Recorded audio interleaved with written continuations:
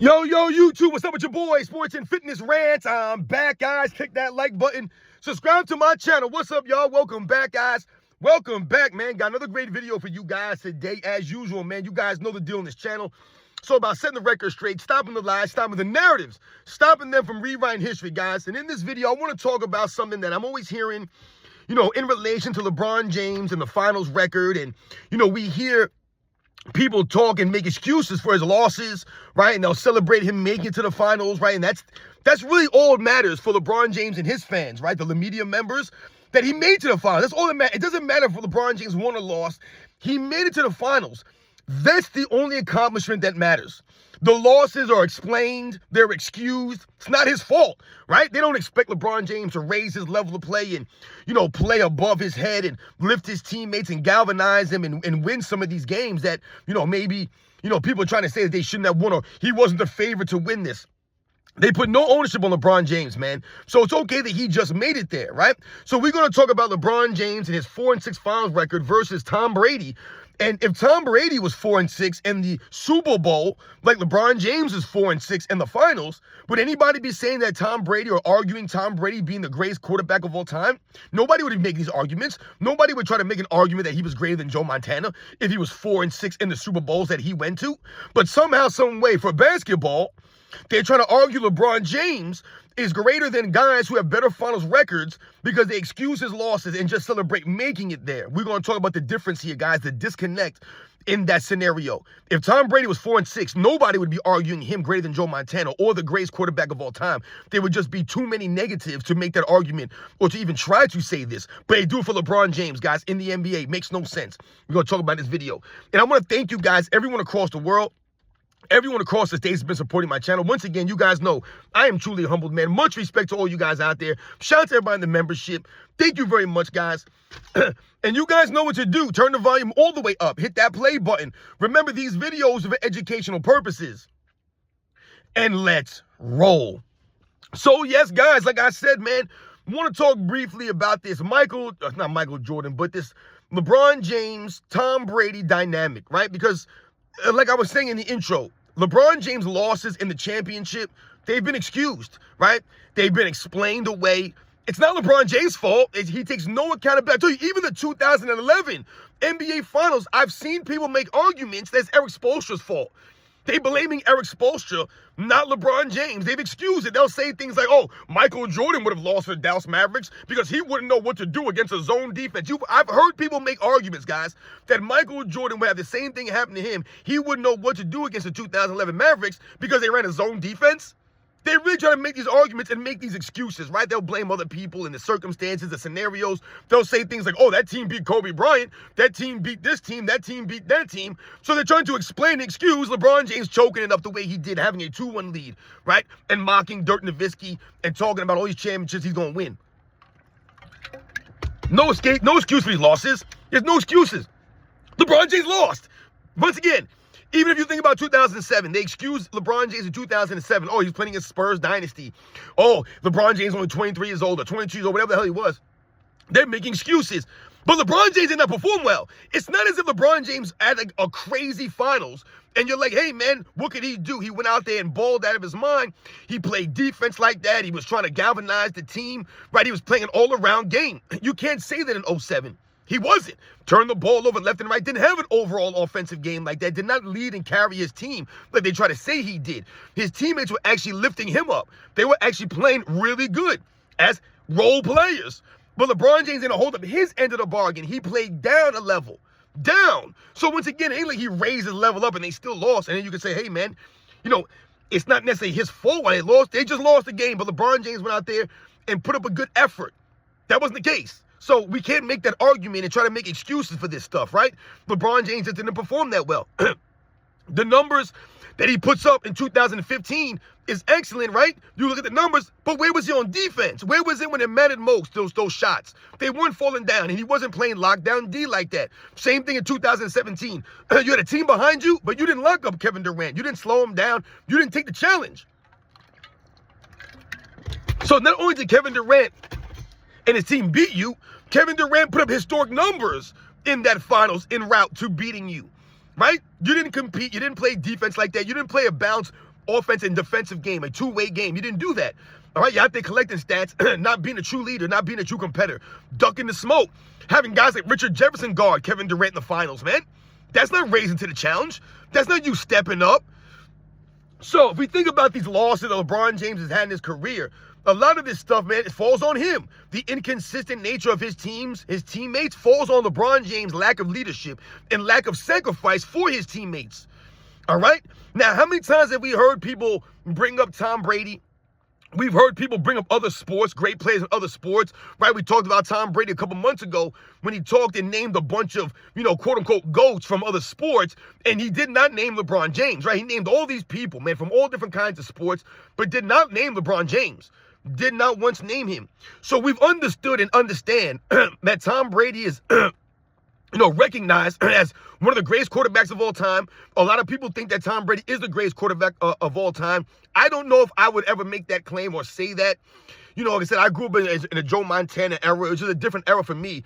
So for me, the things that Joe Montana could do, like I said, not throwing any interceptions ever in a Super Bowl. To me, Joe Montana is probably the most clutch quarterback, that I could think of, that I remember. Just Joe Cool, man. Like I said, he's just a great player. And, people try to, it's just like I said. So they'll make the arguments for Tom Brady. And why are they making arguments for Tom Brady, guys? Because the point of this video is what I want to highlight. Why would they make arguments, or how could they make an argument for Tom Brady over Joe Montana? It's quite simply because Tom Brady, who has played in 10 Super Bowls. So LeBron James been in 10 NBA Finals. Tom Brady's been in 10 Super Bowls, all right? LeBron James 4-6, guys. 4-6, right? So we've talked about how he's a losing record. Even though he's been able to stack the odds in his favor more often than not, you still lost more often. That's why it's highlighted for LeBron James. That's why it's more of a blemish and a stain for LeBron James to have a losing record when you've done everything to finagle the outcomes. The referees, the coaches, the trades, the free agents, right? All this stuff, LeBron James been allowed to manipulate the rules. Like I said, the officiating stand. They don't call fouls on LeBron James. They don't call travels and carries on this man. So all the stuff he's been playing in the weak Eastern Conference all these years. I mean, come on. Now, if we think about Tom Brady, the reason why, like I said, they're able to make these comparisons to a Joe Montana or argue that he's greater than Joe Montana or the greatest quarterback of all time, if you don't think Joe Montana is the second greatest quarterback or the greatest quarterback of all time, if you think it's someone else, Johnny Unitas or Bart Starr or Roger Staubach, Dan Marino, Terry Bradshaw, whatever, John Elway, whoever the hell you think it is, the greatest quarterback of all time, if you don't think it's Tom Brady, then that's great.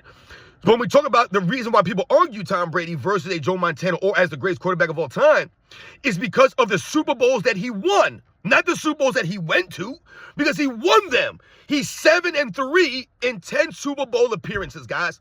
That's really, really good. And the reason why we have to understand why LeBron James' 4-6 record is highlighted more for him and Tom Brady's 7-3 record as a quarterback is highlighted for him and why it's a different dynamic is because the reason why we criticize LeBron James more for his 4-6 record is because in basketball, I think we all understand this, basketball is more of a team-oriented sport than football is. I think we can all agree that football is way more of a team sport than basketball ever will be. Not saying that basketball is not a team sport, but there's levels to this. Football is a much more team-oriented sport, guys. Oftentimes you hear people say that football is the ultimate team sport. All right, so the impact for one individual player on football is not the same as an impact of one great player in a basketball game. Even if that player is Tom Brady, he still needs guys blocking to a degree, still needs the coaches coaching and game plan to get a great calls. Right, you need wide receivers catching the balls, running the right routes. How many times have you seen miscommunication where a quarterback throws a fade and the wide receiver ran a post? Right? There was miscommunication. So a wasted throw could have been an interception, could have been a third down play, right? So you need your team doing the things. A great quarterback, we talk about the quarterback position as, the ultimate position, all the sports, right? The hardest sport position to play in all the sports, the quarterback, right? The pressure that's on you as the quarterback, the responsibility, the ownership as the quarterback. You get all the blame, everything falls on your shoulders, or it's supposed to fall on your shoulders. This is why the quarterbacks get celebrated so much, because everything falls on them. Ultimately, the wins and losses fall on the quarterback, right? Regardless. So we have to understand that dynamic right there. So Tom Brady being 7-3 in a Super Bowl is not necessarily falling just strictly, solely on his play and how great he was. His great defense is Tom Brady, right? Those first couple of Super Bowls he won, the New England Patriots were, a powerhouse on D. When you're talking about guys like, Willie McGinnis and the Ty Laws, the Lawyer Malloys, the Rodney Harrisons, the Richard Seymours, the Vince Wilforks.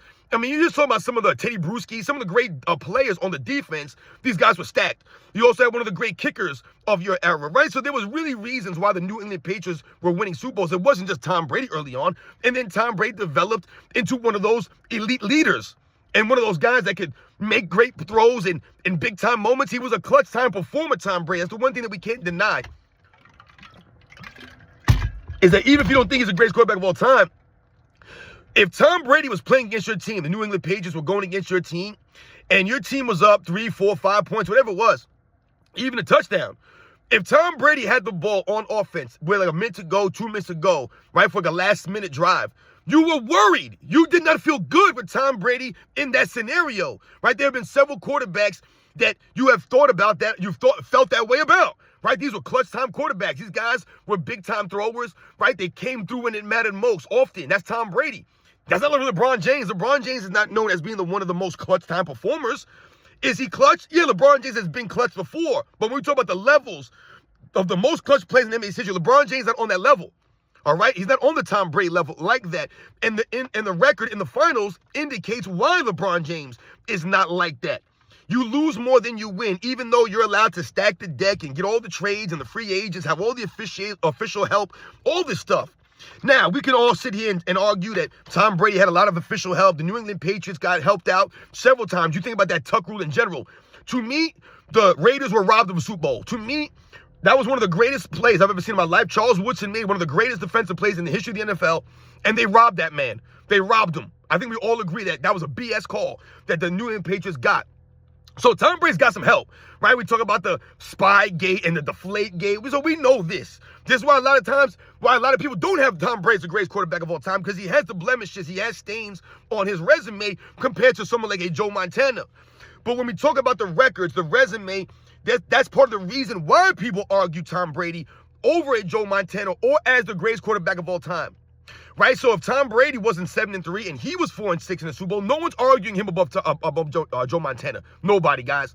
No one's arguing him above Joe Montana, even though he would have the same amount of Super Bowls as Joe Montana, and he would have went to way more Super Bowls than Joe Montana. If he was 4-6 in the Super Bowl, there's no one arguing Tom Brady's the greatest quarterback of all time. I'll even argue that he wouldn't even be arguing for a top 2 or 3 quarterback of all time with all of those losses in the Super Bowl.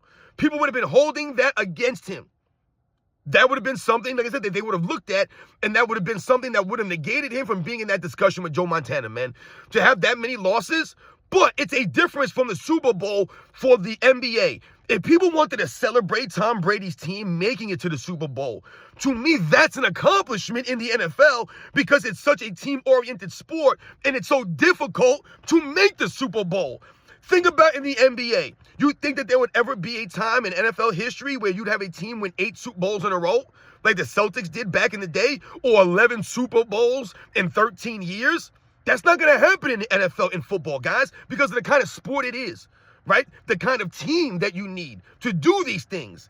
The physical nature of football, the violence of football. Guys are getting hurt all the time. Guys get beat up. They can't perform. No one's doing that stuff. Back-to-back Super Bowls is rare in the NFL, but back-to-back champions in the NBA is a lot more commonplace, right? The predictions in the NBA are a lot more, you could be a lot more accurate predicting an NBA season than you can with the NFL, man. The NFL is so unpredictable sometimes. Yeah, can you be right about some teams that are going to be good? Yeah, you might be accurate with this stuff. But one injury will destroy a team in football. One fumble, one missed field goal, an extra point. Remember, you're only playing 17 games. And back in the day, you were only playing 14, 15, or 16 games. So if you lost 2 or 3 games in an NFL season, all of a sudden you were in trouble. Right? You can't lose 2, 3, 4 games in a row in football. So we have to understand the dynamics here and how easily it could be for you to fall out of a playoff spot in the NFL, how easy it could be for your season to go downhill quickly just from one simple injury. all right? Because of the team that you need to win in NFL. It's hard to win these things. In the NBA, individual players have a lot more power to dictate the outcomes of games. This is why a lot of times in the NBA, if you have one of the best players in the league, you're almost guaranteed to be in a conference finals or an NBA finals or be a legit contender for a championship. Because a great player in the NBA has that kind of profound impact on the game, much more so than an NFL football player. So, like I said, guys, if Tom Brady had a losing record in the Super Bowl, 4-6, like LeBron James is 4-6, no one would be arguing him above Joe Montana. Part of the argument for Tom Brady is the fact that he won more Super Bowls than Joe Montana. But not only that, is that he was winning more often than he was losing. 7-3 in a Super Bowl is amazing. Amazing, guys. LeBron James 4-6, not amazing. But if LeBron James was 7-3 in the finals, then that would be a lot more amazing. That would be a lot more impressive. But once again, the problem would always be for LeBron James is how you went about those championships, right? You had to stack your deck. You had to leave teams to win championships, right? So it wouldn't be viewed the same. Tom Brady won, 6 of his Super Bowls, with the New England Patriots. 6 he brought to that franchise. So we have to understand this, guys. Understand this very much. All right? And Tom Brady didn't have all the hype when he came in. Remember, he wasn't a high draft pick, right? Wasn't even a starter when he came into the NFL. It was Drew Bledsoe who was the starting quarterback for the New England Patriots. And Drew Bledsoe was a really good quarterback, man. All right? So Tom Brady had to wait his turn in line, right? He had to earn his spot. Meanwhile, LeBron James came right in and was allowed to just control the ball and, do whatever he wanted and, finagle franchises and have these franchises bend over backwards for him and try to do all this stuff for him. Tom Brady had to earn his spot on the team. Didn't have all the hype behind him. And he developed through the years, Tom Brady. LeBron James ain't developed. You've seen Tom Brady develop, become one of the great throwers, the accuracy, the competitiveness, right? So you saw the development of Tom Brady, the leadership of Tom Brady, the fiery nature of him on the sidelines. LeBron James never taken accountability. At least Tom Brady took accountability. And I'm not a Tom Brady fan. I tell you, I think Tom Brady's arrogance and sometimes he looks down, I feel like, on the common folks. And, like I said, he's kind of been feeling himself because he's Tom Brady, right? We get it. But I'm not saying this because I'm a Tom Brady guy. I'm giving you the facts here, man. Like I said, Tom Brady was 4-6 in the Super Bowl. No one would be making these arguments. You would have no argument. The reason why people argue Tom Brady's the greatest of all time is because of the 7-3 Super Bowl record, the 7 Super Bowls that he won. Because everyone understands how hard it is to win a Super Bowl, right? And Tom Brady was very good, excellent in most of these Super Bowls. These are the facts, ladies and gentlemen. LeBron James, 4-6, we had celebrated for making it to the finals. For making it there. Not for what happens in the finals. And there's no way that anyone would ever argue for any other sport for someone to have a losing record in a championship when it matters most. They argue this person is the greatest player of that particular sport. Only for LeBron James in basketball could this happen. Only for LeBron James, guys. And like I said, this is not like back in the day when people would claim that Wilt Chamberlain was the greatest of all time, even though he had a losing finals record and didn't have more rings than Bill Russell, because we have to understand the era. Like I said, if Bill Russell was playing in a free agent era where he was allowed to, request trades and get guys to come team up with him and all this other stuff, if he had those kinds of advantages, right, if he had all of that kind of stuff at his disposal when he played, then yes, we can say, hey, Wilt Chamberlain stacked the odds in his favor. He went to this team, or he got this guy to come to this team in his prime. He tried to get Jerry West and Elgin Baylor on his team, or he went and joined Jerry West and Elgin Baylor, in their primes. Remember, by the time that Wilt Chamberlain went to the Lakers with Elgin Baylor and West, Elgin Baylor retired like 2 years later, right? When he retired like in 71, or before the 72 season was complete. Elgin Baylor retired. So these are the end of their career. Man, Elgin Baylor came in 1959. I want to say Elgin Baylor came in, or 58, one of those years. And he retired in like 72. So once again, when did he come to the Lakers in 69? He was in 10 years in the league already when he went and played with Jerry West. This is not like LeBron James in his 6th, 7th year going to playing with Dwayne Wade and Chris Bosh, once again, in your conference, where you're making your conference weaker to join other guys who already won. Wilt Chamberlain going to the Lakers, they had not won anything. They hadn't won anything. Elgin Baylor, Jerry West, these guys weren't champions. And Wilt Chamberlain was already a champion from 1967. So it's not the same dynamic when people try to bring up Will Chamberlain's or Jerry West's finals record. And sometimes, like I said, there'll be people who have argued them as the greatest players of all time. You have to understand, like I said, the era that they played in and the conditions they played under. They didn't have the advantage of LeBron James. LeBron James had all these advantages, all the referee help, playing in a weak conference, all the trades and free agents he wants to deal with, get any coach he wants fired, all this stuff, and you still lost more often than you won. See the difference, guys? That's the difference in the dynamic here. There's no other sport where they're going to argue that the greatest player of that sport lost 6 times in a championship round and won 4 times. Wayne Gretzky, is anyone going to argue Wayne Gretzky if he was losing every time in the Stanley Cup Finals? Like I said, man, that's the whole thing for Tom Brady. That's his claim to fame. 7 Super Bowls, 7-3 in the Super Bowls. 7 Super Bowl rings, more than Joe Montana.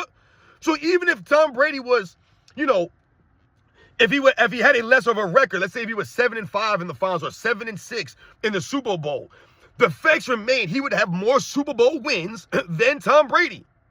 So you could still argue that dynamic.